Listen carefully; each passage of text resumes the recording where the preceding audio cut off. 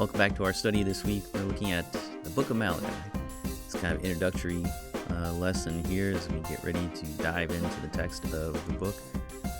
Just going over a few things that we need to know before we get into it. So we've talked about who is Malachi, and we talked about when was it written.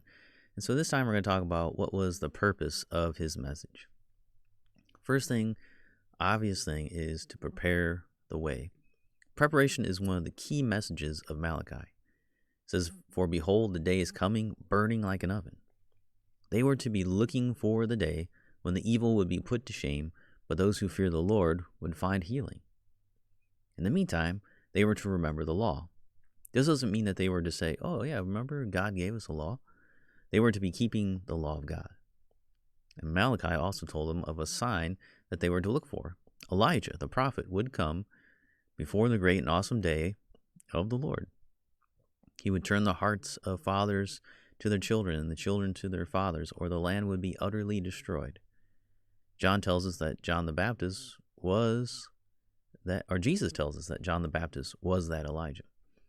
Elijah does come first to restore all things. And how is it written to the Son of Man that he should suffer many things and be treated with contempt?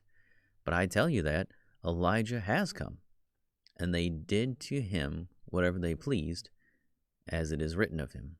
It's Mark 9:12-13. So Jesus is saying Elijah did come. The Elijah that was promised in Malachi, he came. And they did whatever they wanted to him. They actually beheaded him. They threw him in jail and then cut his head off.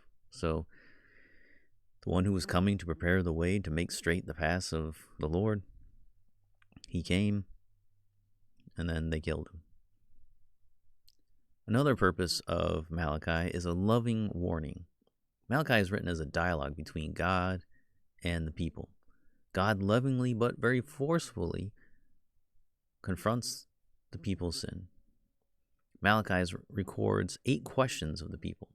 Each starts with, "You say," and the first one is, "How have you loved us?" Number 2, "How have we despised your name?" Number 3, "How have we polluted you?"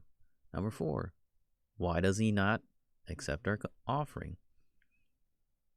Number 5, "How have we wearied him?" Number 6, "How shall we return?" Number 7, "How have we robbed you?" And number 8, "How have we spoken against you?" These sins are all framed as questions, as if the people were ignorant of what they were doing. Maybe some were, but much of what Malachi says shows that the people willingly chose sin over fearing the Lord. It was a rebellion against him. So that's the end of our study for today. Come back for the conclusion, and we'll wrap things up for this week.